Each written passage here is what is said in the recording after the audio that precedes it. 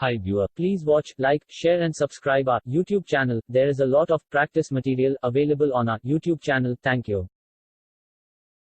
You will hear a number of different recordings and you will have to answer questions on what you hear. There will be time for you to read the instructions and questions and you will have a chance to check your work. All the recordings will be played once only. The test is in 4 sections. At the end of the test, you will be given 10 minutes to transfer your answers to an answer sheet. Now turn to Section 1. Section 1. You will hear a woman calling the London Police Department to report a robbery. First, you have some time to look at questions 1 to 4.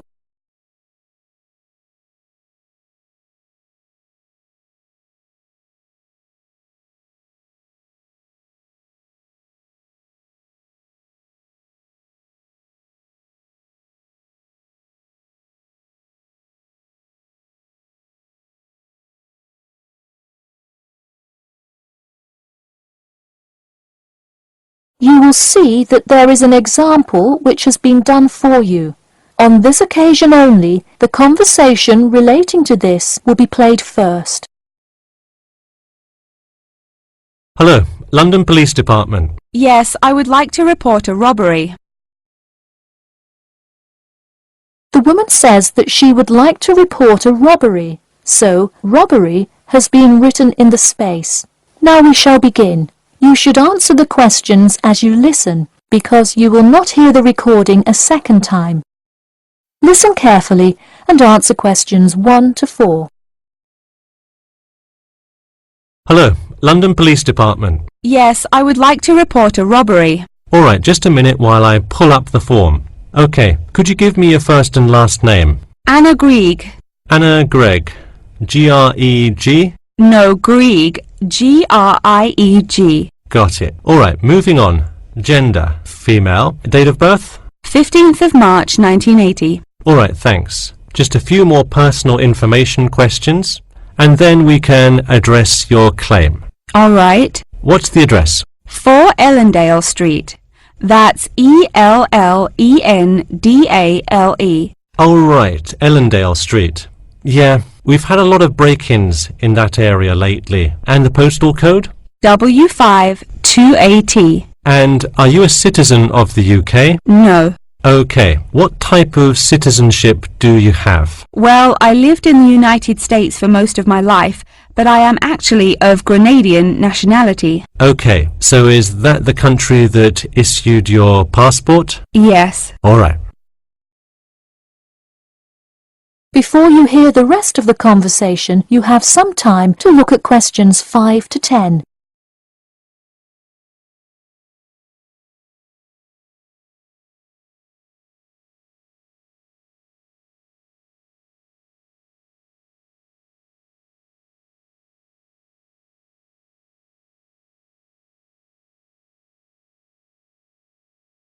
Now listen and answer questions 5 to 10.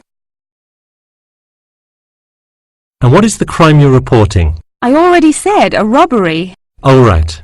Sorry, this is about the 100th robbery report I've filled out today. Have you had any prior break-ins? In the building or just my flat? The unit below mine got broken into last year. No, just your flat. Oh, then no, not here. All right, let's see here. Can you think of anything that was out of the ordinary around your building, or anyone who may have had reason to do this? No, it seemed like just a normal evening. I didn't see anyone suspicious and can't think of anyone that would target me specifically. How long has this been your place of residence? Let me think. I moved in on February 1st and it's October, so it's been about 8 months already. Wow, time flies. And that is just for Ellendale, yeah? Yes, I have lived in the UK for just over 1 year. I see. Can you give me the first and last names of all members of the household? Actually, I live alone. Okay, so no other occupants. And can you give me a brief account of what happened? I left to go to a dinner party at 6 p.m. and when I returned at 11 I found the place ransacked and a lot of my things gone. Any sign of forced entry? Yes, the back door was wide open and it looked like someone used a crowbar to force it open. I see. And just to be clear, was the door locked when you left? Of course. Hey, you would be surprised how many reports we get where people have failed to lock their doors. Now, I need you to list any missing items valued above £200. So far, I'm missing my computer, my purse with my wallet in it, and the TV.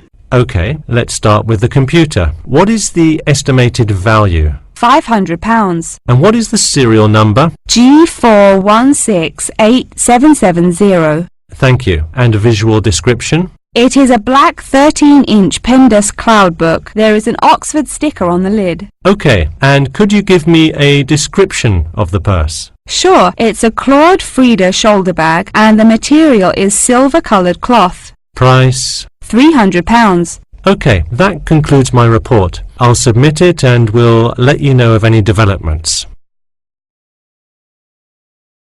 That is the end of section 1. You now have half a minute to check your answers.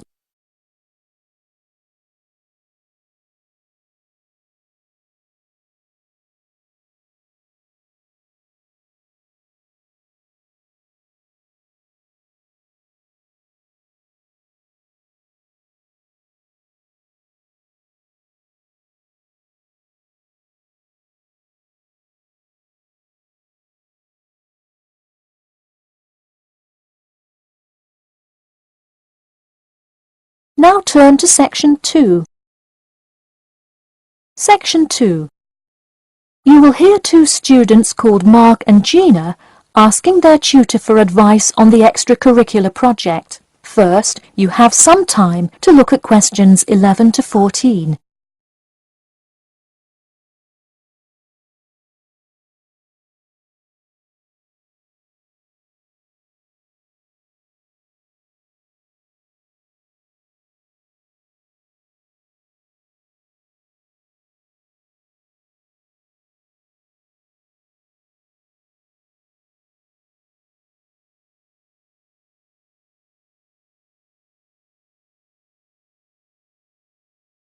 Now listen carefully and answer questions 11 to 14.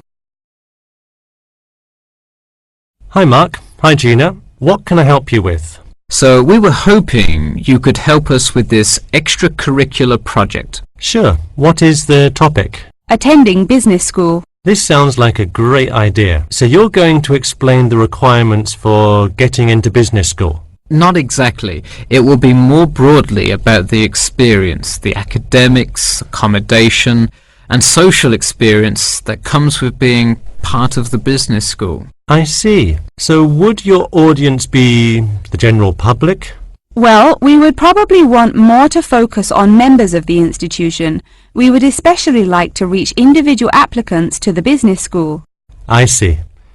Now, what form will this information be? You could give a talk to all the summer courses. All you'd need is permission from the course director. Or you could pass out information outside the student union. Those are both good ideas. What about sending out pamphlets in the mail? Most college students never check their mail. Maybe you could make a video and show it on campus. That's a great idea. We'll do the video. Great. And as members of the business school, do you have an incentive to attract new students? If so, this idea is a great way to do that. No, the idea actually came about because of how much students like us worry about their studies. Yeah, when I got into business school, there were a lot of things I had not prepared for, so the video would cover a lot of things Mark and I wish we had known upon entering business school. Right. Before you hear the rest of the talk, you have some time to look at questions 15 to 20.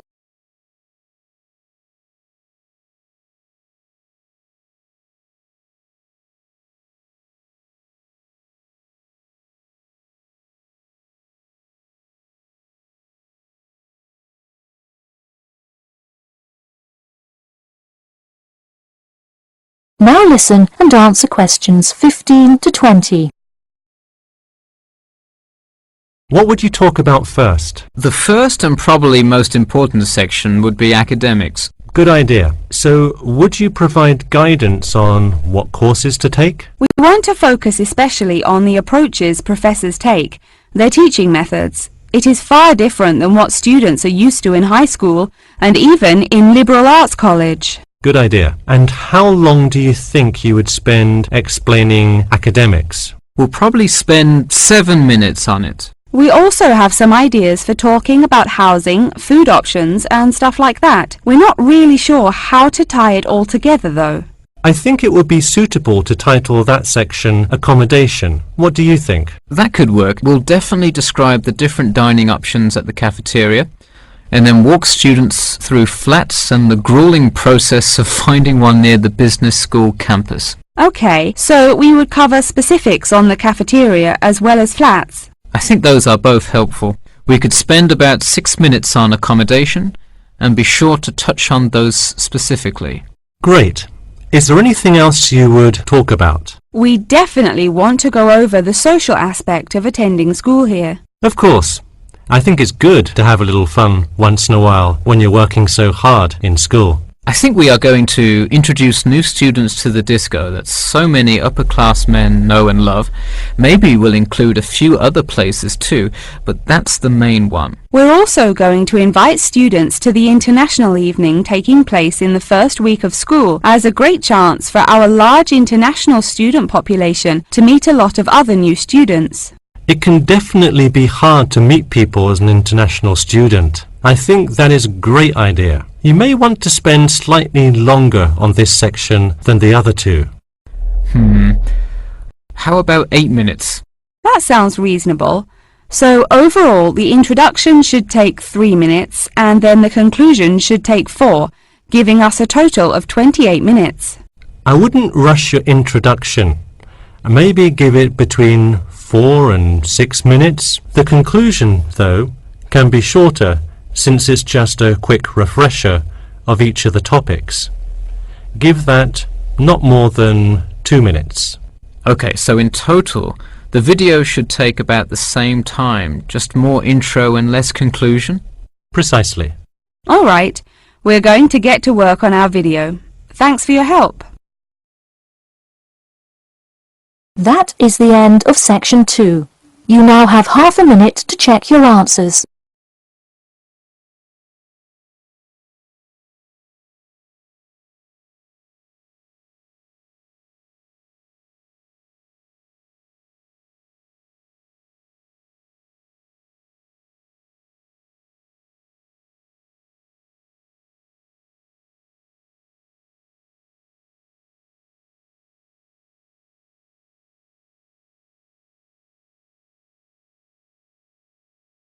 Now turn to section 3.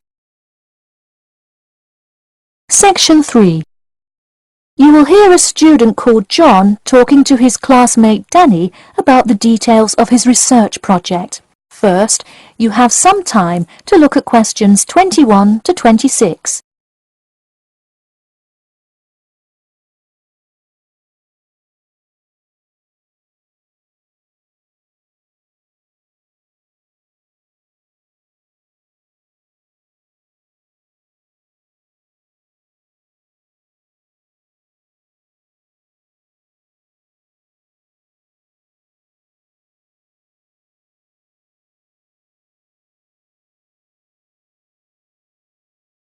Now, listen carefully and answer questions 21 to 26. So, tell me about your research project, John. I created a questionnaire for the study to determine people's opinions of the relative feasibility of earning a living in Brisbane. Oh, cool. How is it scored? Are they all multiple choice questions? Well, the questions consist primarily of yes or no responses. There are 2 free response questions at the end. Participants will use a computer to fill in their answers. That way, it is really easy to analyze the data afterward. Great. It sounds like you have a pretty solid idea of what you should do. Just don't forget to submit a copy of your plans to Professor Curran by the 15th. Oh, I almost forgot. You don't do it for the high grade or a praise, but he can review and give you feedback. Right, that will be helpful. He has been conducting studies like this for 30 years now. Yep. Oh, and I'm curious. Are you going to be in the room giving subjects directions for the questionnaire? Well, I think the instructions will be provided by another representative who will not be analysing the data. I want them to feel they can answer and be completely anonymous, so I will not be in the room. Anonymity is really important for this study. I agree. Good idea. You should tell the representative to remind subjects to fully consider both sides of each issue. Sometimes it's really easy to immediately check yes or no without stopping to think about it completely. That's so true. It's like a race to finish the questionnaire first or something. I'll make sure to include that in the instructions. This report has to be perfect. Wow, what's the big deal? I know it's part of your grades and all. Well, it's that, but also a well-executed study could grab the attention of faculty in the department, which would be a huge deal. So, for attention? No, silly. I mean, I could really gain the respect of professors who may later take me on as a graduate student in their labs. Oh, I see. Before you hear the rest of the talk, you have some time to look at questions 27 to 30.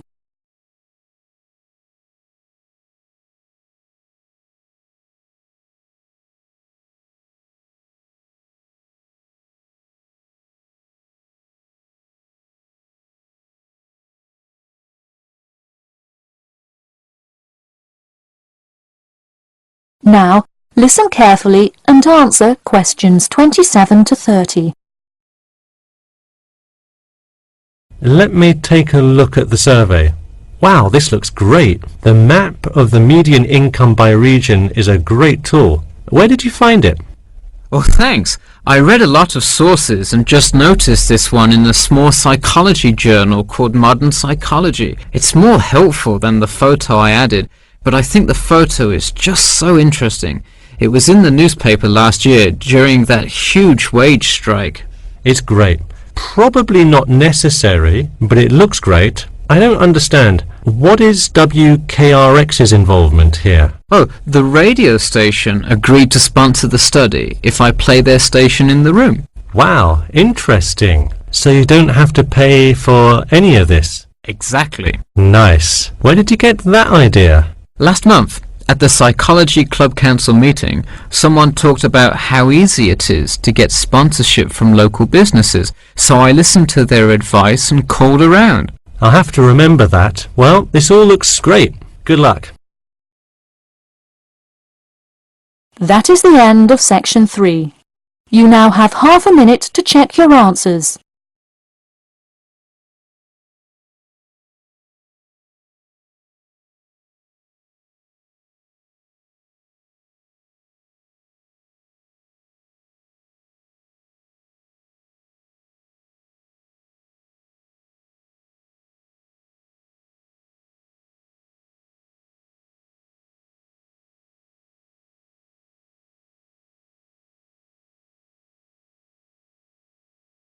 Now turn to section 4.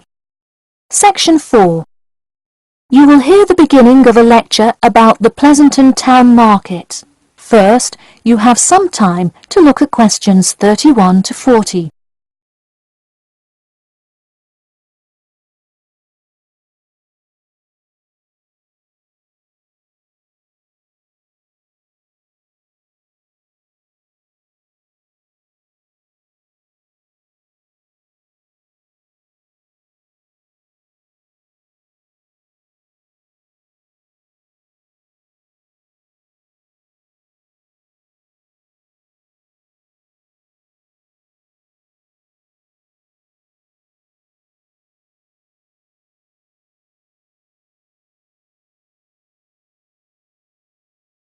Now, listen carefully and answer questions 31 to 40. Good afternoon. In the last few lectures, we've been covering the social and political pressures that influenced the rise of the rebellion of 1679. Today, I would like to focus on the Pleasanton Town Market. Now, why are we talking all about some market? It's not like it was the first market ever, or even a particularly large market.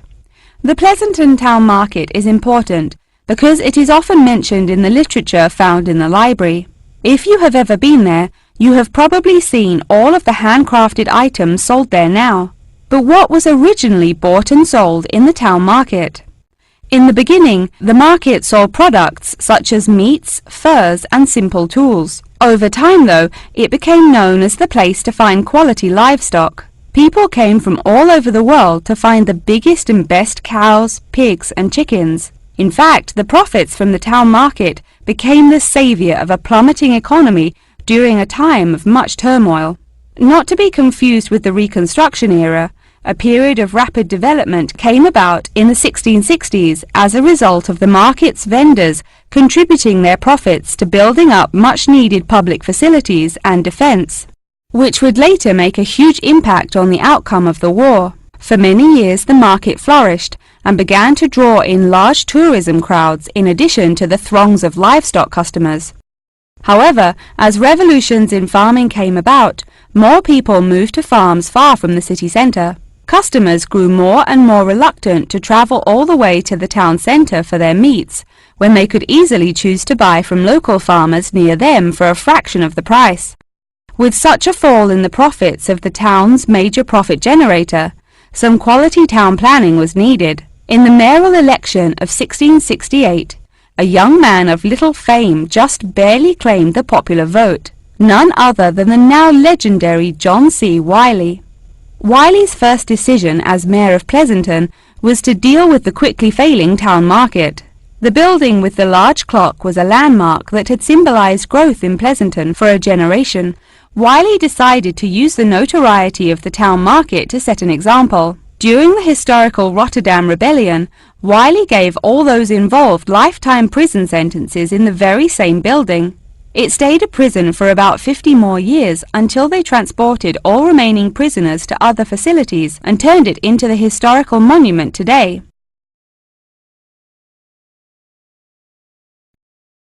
Now that you know the basics of the history of the Pleasanton Town Market, I will introduce your next group project. I want you to make a short film based on the real historical events that occurred in Pleasanton before and during the uprising. I will give you some class time to look through the library's reference section, but you will be responsible for conducting further research outside of class. I suggest starting by looking for information on the market itself. You'll find plenty of information. In fact, some students complain that there is actually too much information on it. On your own time, you could find family members of old war veterans to conduct interviews. Sometimes they provide wonderful insight that you wouldn't find in proper history books. But be careful, an interview that is riddled with bias is useless. I myself have some very old photographs here that you are welcome to take a look at for some inspiration. I'm lucky enough to own this one of Jim Wiley himself. Very interesting to see, but does not provide enough information to add much to your film. Feel free to take this film into whatever direction you choose. You could even do a crime thriller based on real outlaws. All you would have to do is look through the newspaper archives in the crime section during that time period. Try to get as much detail as you can, but you may end up having to draw your own conclusions. Okay, that's enough from me, so let's go on to... That is the end of section 4. You now have half a minute to check your answers.